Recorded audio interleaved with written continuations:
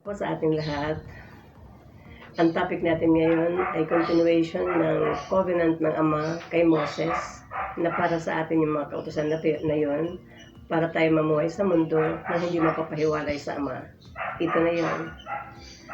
Una, thou shall not have no other gods before me. Wala ka ng ibang Diyos maliban sa Ama. Thou shall not make unto thee any graven image. Huwag kang gagawa ng mga picture-picture, mga bato ng mga imahin. Huwag. Sa iyong kaisipan, tawagin mo Ama. In due time, magpapakilala siya sa iyo. Sa takdang oras, magpapakilala sa iyo. Pangalan niya sa ngayon ay spread na. Pero know it by yourself. Dito sa ating pagkakwento, mapapayag ko rin sa iyo ba na araw.